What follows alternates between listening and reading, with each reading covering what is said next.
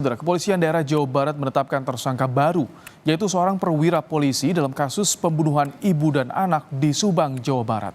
Perwira polisi ini terbukti melakukan perintangan penyidikan. Kabid Humas Polda Jabar menyebut perwira polisi berpangkat Ibda sempat menyuruh saksi di TKP untuk menguras bak mandi. Ibda T diketahui 2 kali menyuruh saksi untuk menguras air di bak mandi pada hari yang berbeda. Namun perintah dari perwira polisi ini justru menghilangkan barang bukti di lokasi tempat pembunuhan ibu dan anak yang ditemukan tewas di dalam sebuah bagasi mobil mewah. Saat ini polisi masih mencari motif perintangan penyidikan yang dilakukan Ibda T dalam kasus pembunuhan ibu dan anak di Subang.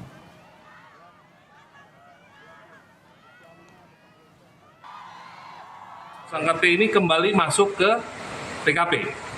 Dia masuk ke TKP dan menyuruh untuk menguras bak mandi saksi S.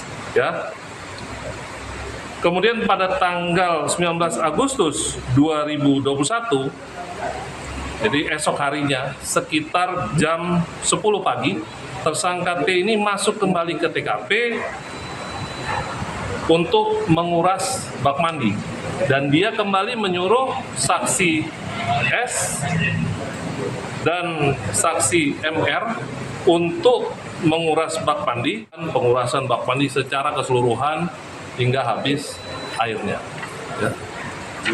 Oleh karena itu, kemudian ditetapkanlah tersangka saudara T atau tersangka T ini sebagai tersangka terkait dengan kegiatan merintangi atau menghalangi proses penyidikan yang dilakukan oleh para penyidik.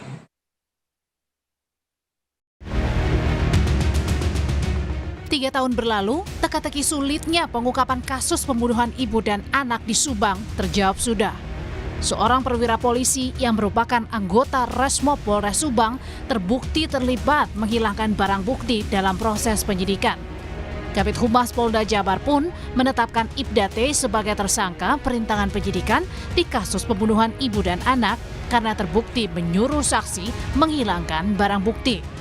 Namun polisi masih mendalami motif perwira polisi menyuruh menghilangkan barang bukti di kasus ini. Kita belum menemukan keterkaitan, apakah ada hubungan kerja, ada hubungan keluarga atau hubungan lain.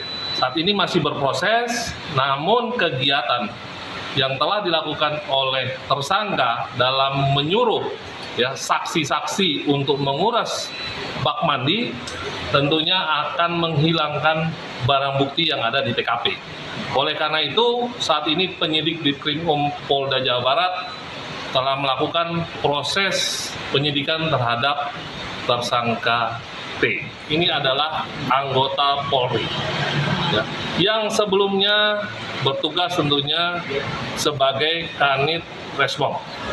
Dia bertugas untuk mencari pelaku pada saat kejadian pembunuhan. Sementara suami dari korban sudah mendapatkan vonis 20 tahun penjara dari Pengadilan Negeri Subang karena terbukti secara sah melakukan pembunuhan berencana kepada istri dan anaknya. Mengadili 1.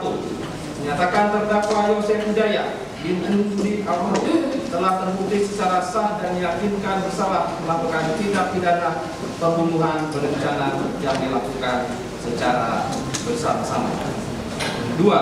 Menjatuhkan pidana kepada terdakwa Yosef Hidayat bin Andi Almarhum tersebut oleh karena itu dengan pidana penjara selama 20 tahun.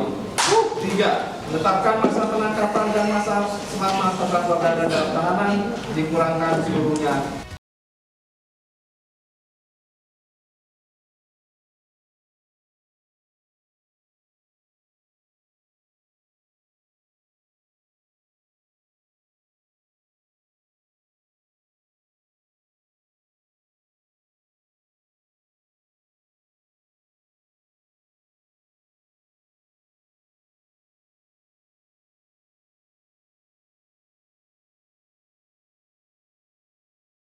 Ibda T memerintahkan sejumlah saksi untuk menguras bak mandi dan menghilangkan barang bukti. Apakah ada unsur kesengajaan di balik tindakan Ibda T berada di TKP pembunuhan ibu dan anak di Subang? Kita bahas bersama Komisioner Kompolnas Yusuf Warshim. Selamat petang, Pak Yusuf. Selamat petang, Mas Ibrahim. Pak Yusuf. Selamat tahun yang ke-13 Kompas TV. Baik, terima kasih untuk ucapannya. Pak Yusuf, kami ingin konfirmasi, Ibda T, Ibda Taryono, betul? Sementara ini masih kita sebut inisial dulu oleh pihak penyidik Polda Jabar, jadi itu kita pahami dan kita hargai.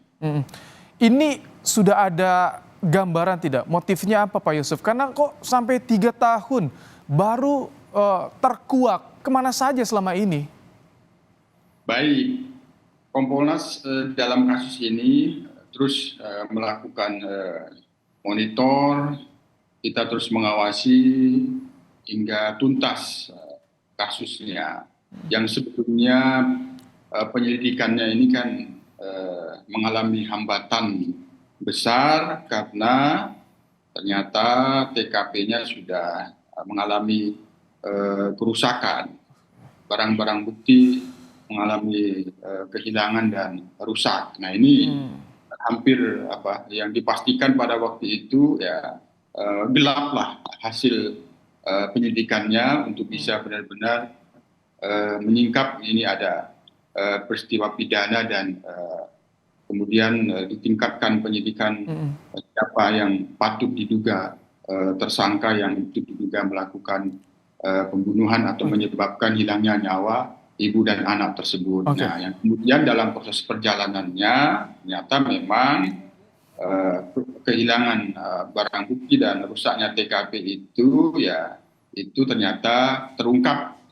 Jadi itu terungkap perusakan itu, penghilangan barang bukti itu terungkap sehingga dengan terungkapnya adanya kesaksian penghilangan ataupun perusakan TKP, barang bukti yang ada di situ menjadi pintu masuk bagi penyidik untuk menyingkap hambatan-hambatan sehingga menjadi terang peristiwa pidana. Baik, Pak Yusuf, tapi soal TKP yang rusak, penghilangan barang bukti, apakah ini belum sempat terendus ketika awal olah TKP dilakukan?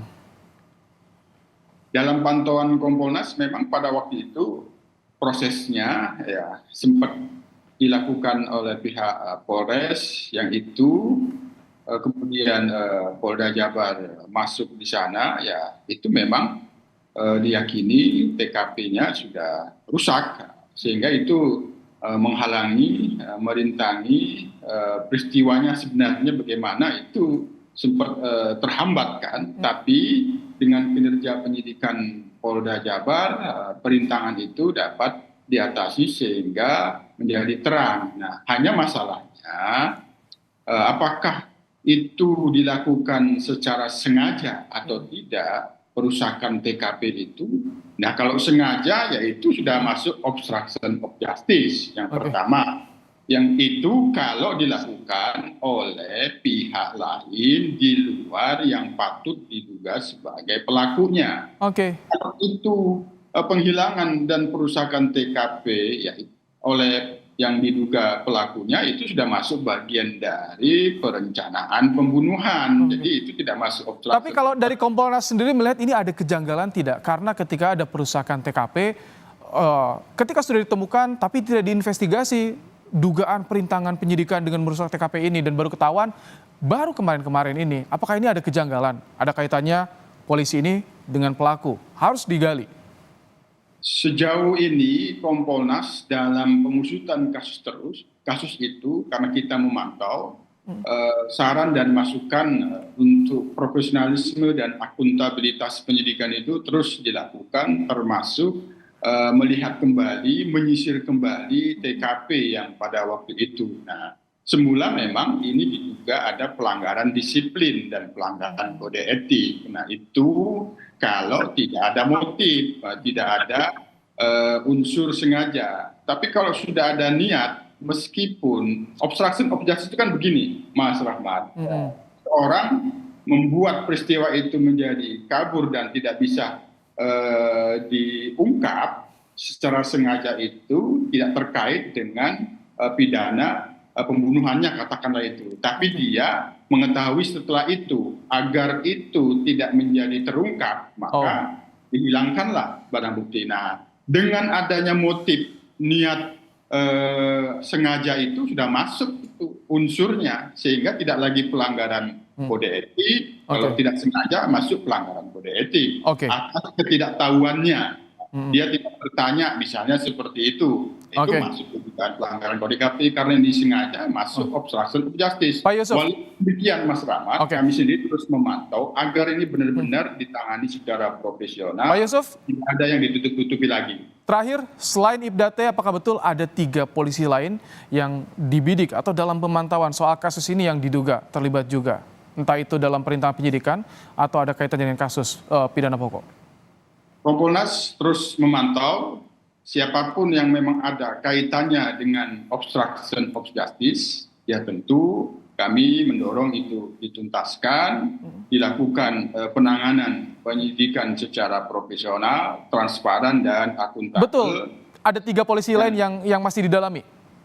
Kami masih monitor dan ini terus kami pantau untuk memastikannya agar ini menjadi kewenangan penyidik. Jadi untuk sementara kami belum bisa menyampaikan dulu, biar kita dorong penyidik menuntaskannya. Baik, terima kasih Komisioner Kompolnas Pak Yusuf Warshim telah menyampaikan bagaimana kondisi terkini penanganan kasus kematian ibu dan anak di Subang, Jawa Barat. Terima kasih Pak Yusuf.